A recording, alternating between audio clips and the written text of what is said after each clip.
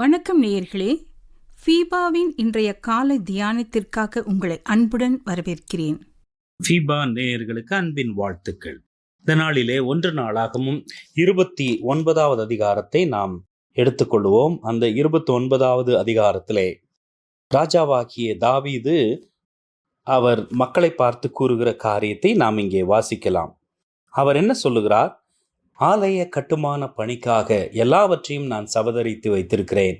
தேவையான வெள்ளியும் பொன்னும் மரங்களும் மற்றும் அனைத்தையும் நான் சேகரித்து வைத்திருக்கிறேன் என்று சொல்லிவிட்டு, தேவனுக்காக கட்டப்படுகிற ஆலயத்திலே ராஜாவின் பங்கு மாத்திரம் இருக்கக்கூடாது என்று நினைத்து மக்களுக்கு ஒரு வாய்ப்பை தருகிறார்.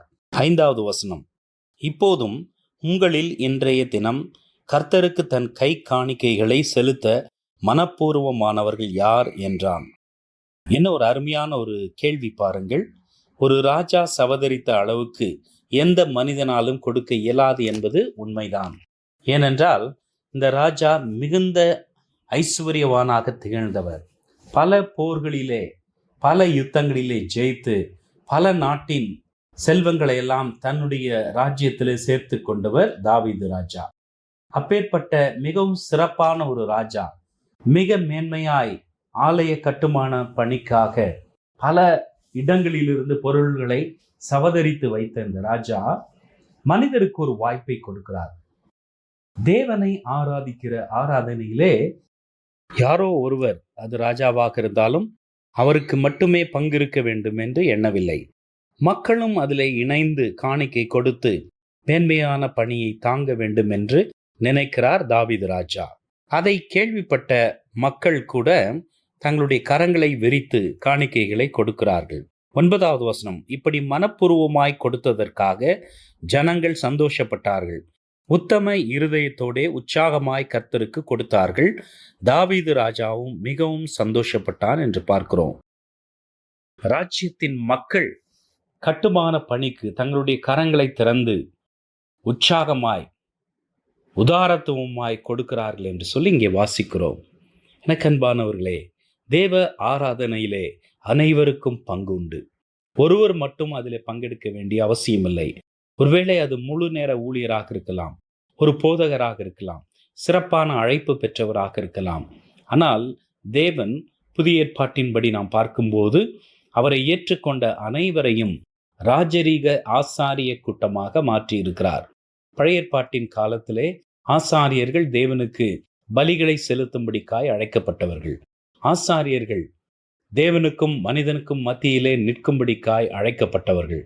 மனிதருக்காக பாவ நிவாரணத்தை ஏறெடுக்கக்கூடிய, அந்த பலி செலுத்தக்கூடிய, தேவனிடத்திலிருந்து பதில்களை பெற்றுக்கொள்ளக்கூடிய, தேவனிடத்திலிருந்து பாவ மன்னிப்பை பெற்று வழங்குகிற அதிகாரத்தை ஒருவேளை வழியாக ஆசாரியர்கள் பயன்படுத்தப்பட்டார்கள். புதிய ஏற்பாட்டிலே நாம் அனைவரும் ராஜரீக ஆசாரிய கூட்டம். நாம் தேவனது சமூகத்தை அண்டலாம்.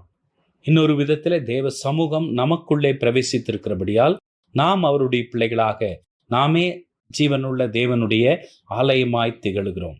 என கண்பானவர்களே, நம்முடைய வாழ்க்கையிலே தேவனுக்கு கொடுக்கக்கூடிய பங்கு உண்டா? துதி ஸ்தோத்திரங்களை தேவனுக்கு ஏறெடுக்கிறோமா?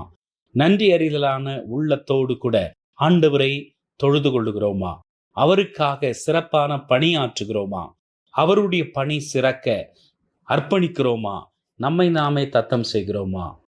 நம்மையே தேவனுக்கு ஜீவ பலியாக அர்ப்பணிப்பதை காட்டிலும் மேன்மையான ஒரு பணி இருக்க முடியாது. தாவீது இந்த காரியங்களெல்லாம் பெற்றுக்கொண்ட பிறகு அவர் சொல்லுகிறார், 14வது வசனம், இப்படி மனப்பூர்வமாய் கொடுக்கும் திராணி உண்டாவதற்கு நான் எம்மாத்திரம், என் ஜனங்கள் எம்மாத்திரம், எல்லாம் உம்மால் உண்டானது, உமது கரத்திலே வாங்கி உமக்கு கொடுத்தோம் என்று சொல்லுகிறார். என்ன ஒரு அற்புதமான அர்ப்பணிப்பின் வார்த்தை பாருங்கள். நாம் பெற்றுக்கொள்ளுகிற அனைத்தும் தேவனிடத்திலிருந்து தான் பெற்றுக்கொள்ளுகிறோம். தேவனுக்கு கொடுப்பதினாலே நாம் மேன்மையானவர்கள் என்று அர்த்தம் இல்லை.